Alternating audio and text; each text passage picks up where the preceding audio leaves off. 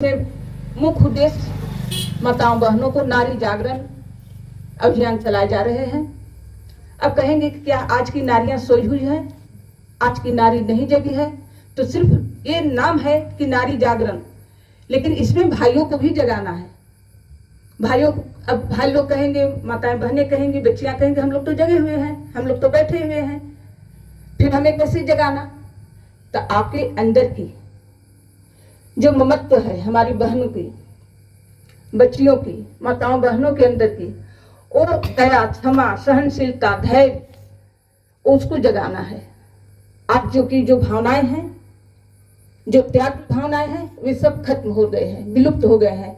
भाइयों के बीच अहंकार की भावनाएं ज्यादा प्रबलित हुई है, बढ़ गई है। उनके अंदर श्रमशीलता घटी है, धैर्य घटा है, परिश्रम घटा है। अभी आपने सुन रहा था कि हमारे घर में एक दुनिया में जो आग की लपटें जो उठ रही हैं, हम आंख बंद करके सोए हुए हैं कि ये आग हमारे घर तक जब पहुंचेगी तब हम दौड़ेंगे। क्या आप खाना खा रहे होंगे और पड़ोस में जब आग लगेंगे तो क्या आप बैठ करके खाना खाते रहेंगे कि उठेंगे? उठेंगे। अपने स्तर से सभी लोग भागेंगे उस आग को लपट के बुझाने के लिए। क्यों? क्योंकि अगर उस आग की लपट को हम नहीं बुझाएंगे तो वो आग की लपट हमारे घर को भी खाक बना देगा। भाइयों बहनों, आज उसी विषम परिस्थिति से हम सब गुजर रहे हैं। आपके पास अनेकों उदाहरण के माध्यम से समझाया गया, अनेकों उदाहरण आपके सामने प्रस्तुत किए गए, उस उदाहरण दिए गए सीता, सावित्री, शकुंतला।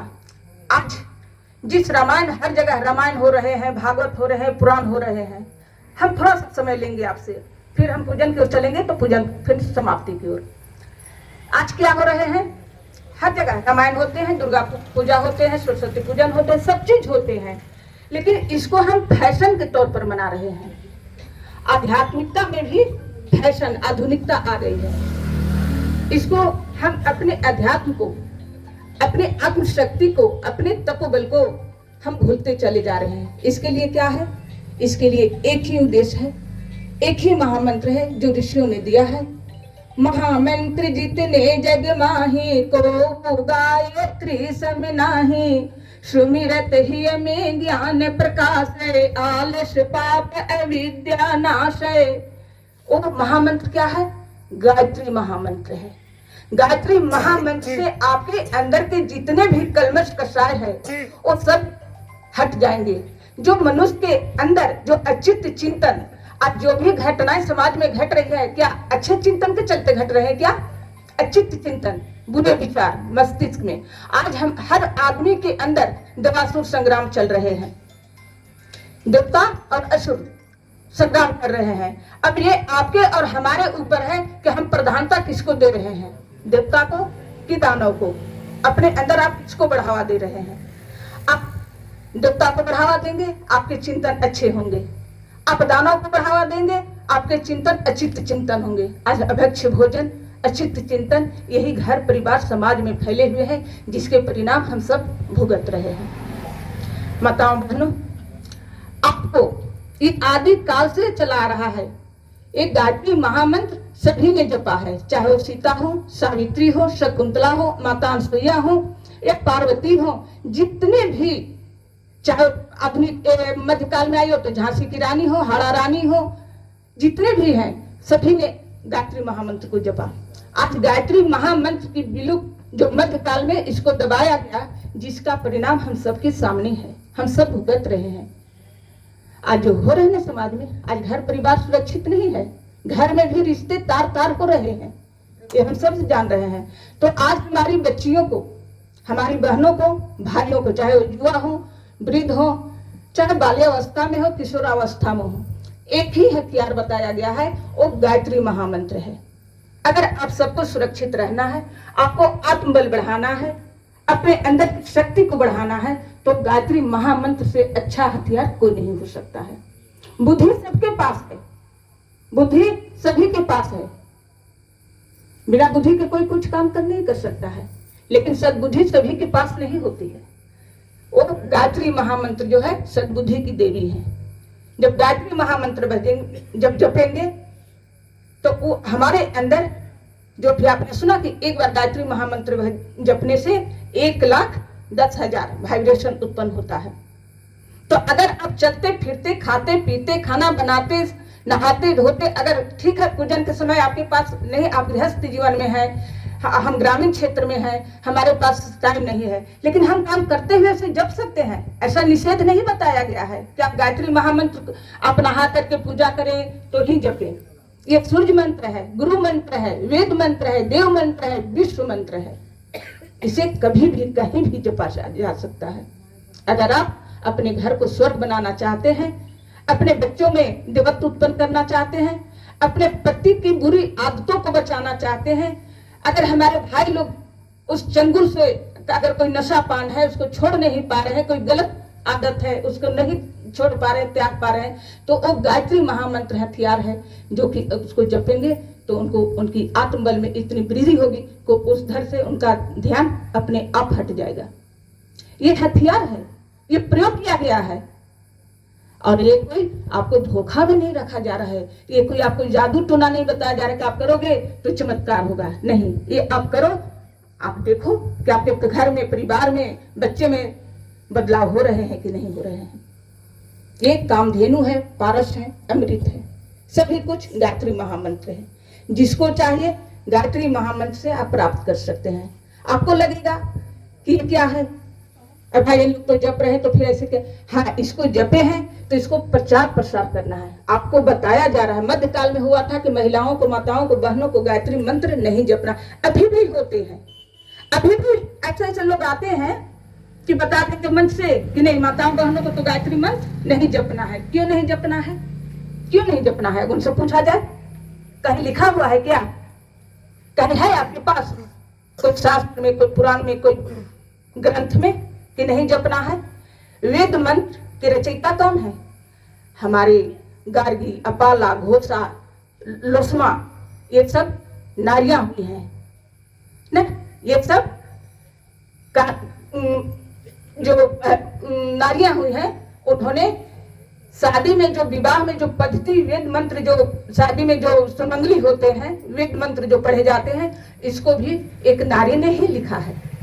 तो फिर नारी क्यों नहीं वेद मंत्र जप सकती है? वेद मंत्र का काम क्यों नहीं कर सकती है? गायत्री महामंत्र क्यों नहीं जप सकती है? कहीं तो निषेध नहीं है, लेकिन आज फिर नारियों को भ्रमित किया जा रहा है कि ये एकजुट न हो, आने वाला समय में परिवर्तन न हो। आज क्या है, पहले की माता ज्ञान होती थी, अनपढ़ होती थी, लेकिन बच्चे को जवाहरलाल नेहरू और महात्मा गांधी, ध्रुव प्रहलाद नचिकेता जैसे पुत्र को जन्म देती थी, राम लक्ष्मण जैसे पुत्र को जन्म देती थी। लेकिन आज की माताएं पढ़ी लिखी हैं, अनेकों डिग्रियां हैं उनके पास, ये नहीं कि 1-2 डिग्री है, अनेकों डिग्रियां हैं। लेकिन आज के बच्चे क्या हो रहे हैं हम सब जान रहे हैं। तो हमें और कैसे आत्मबल जगाना होगा, तो एक ही हथियार है सभी के लिए, गायत्री महामंत्र। ये जो आंदोलन चलाए जा रहे हैं दीप यज्ञ के माध्यम से, हवन यज्ञ के माध्यम से, ये आपको जगाए जा रहे हैं। आपके अंदर की ममता को, कोमलता को, आप जो कोमलांगी बन के, कहा गया है ना कि नारी कोमलांगी है, नारी अबला है। नहीं, हम अबला कभी नहीं थे। आदिकाल से इतिहास उठाए तो नारी की अबला कहीं नहीं उसमें दर्शित होता है। जो कहे हैं वही अबला है, वही हम पर आश्रित रहते हैं। हम खाना बनाकर देंगे तो खाएंगे, होता है ना, होता है ना। तो फिर हम अबला कहाँ से हुए?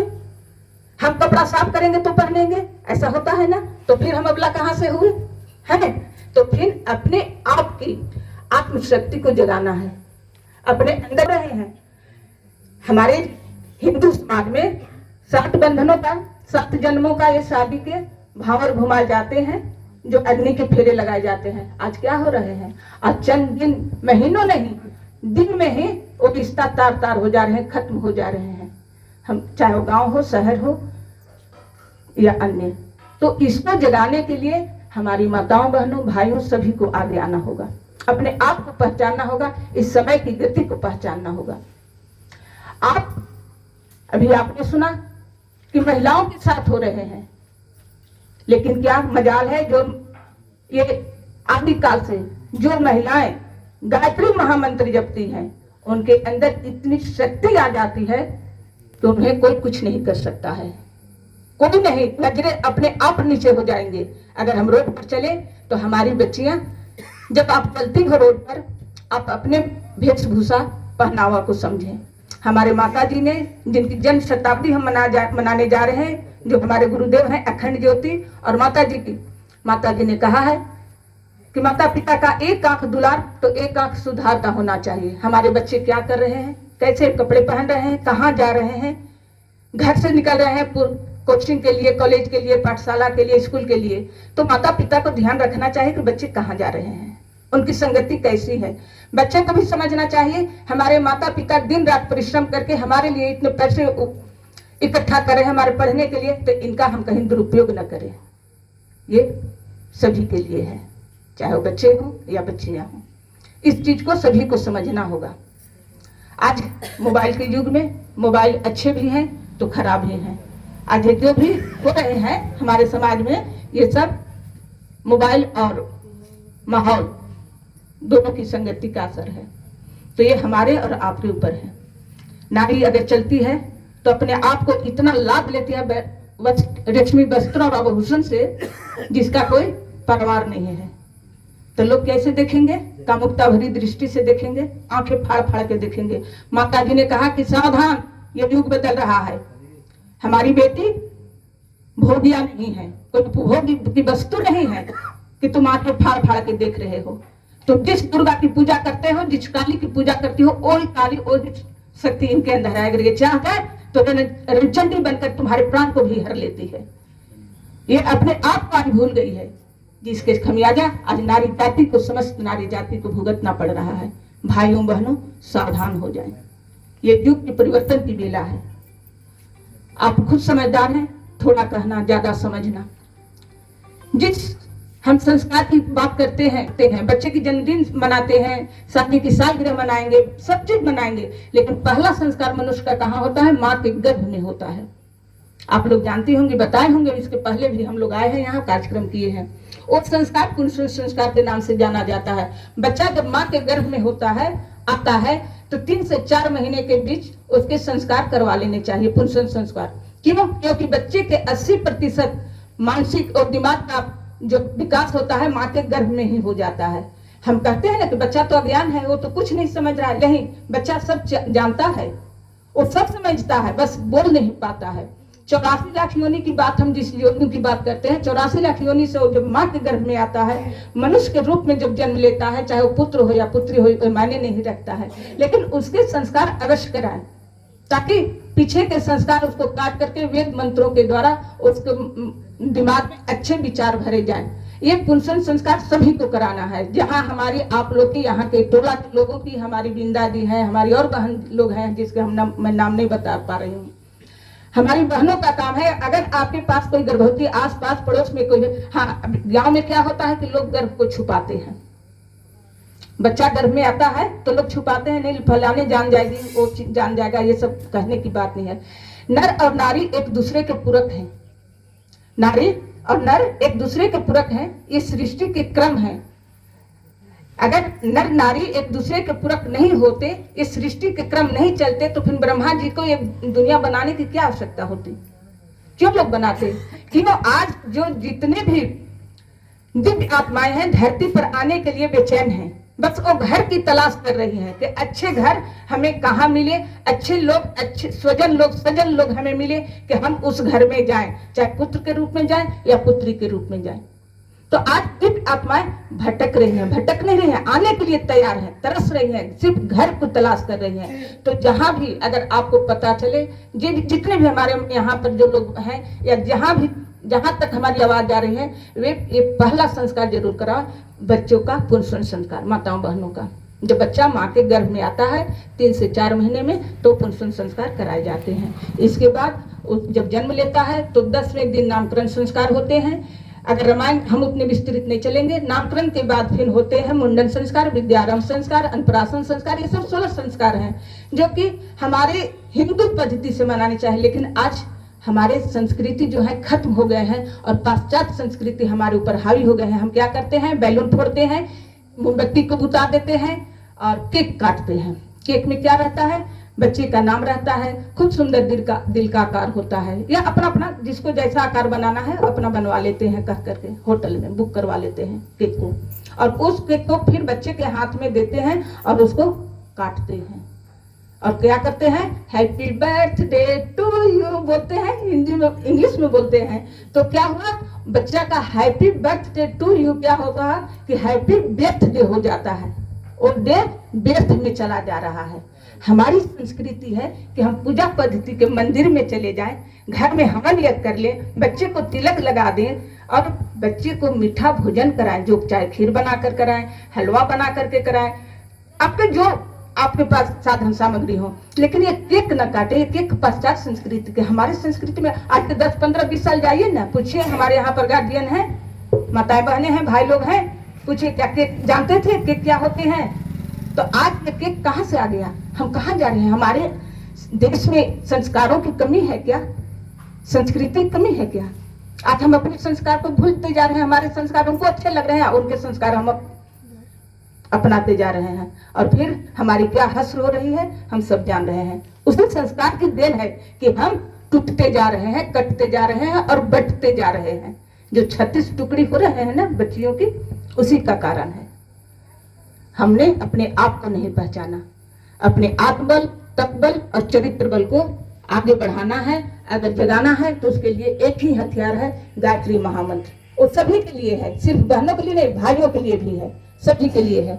अगर आप कुछ अपने जीवन में करना चाहती हो कि हम पढ़ें तो हमको हमारा ये हासिल, हम इस उद्देश्य से पढ़ रहे हैं, तो वो गायत्री महामंत्र ही है। आप गायत्री महामंत्र 5 मिनट पढ़कर ध्यान करो उगते हुए सविता का, आपका जो लक्ष्य है उस लक्ष्य को आप ध्यान करो, और गायत्री महामंत्र 5 मिनट 10 मिनट जैसे जितने पास आपके समय है, और उस लक्ष्य को हासिल करते हुए आप एग्जाम देने जाओ, चाहे आप जो भी आपको जहाँ भी जाना है, आप देखिए कैसे नहीं हासिल होते हैं आपको उस लक्ष्य, आप वहाँ अवश्य पहुँचेंगे। इसी बात बहुत है, अनेकों हैं।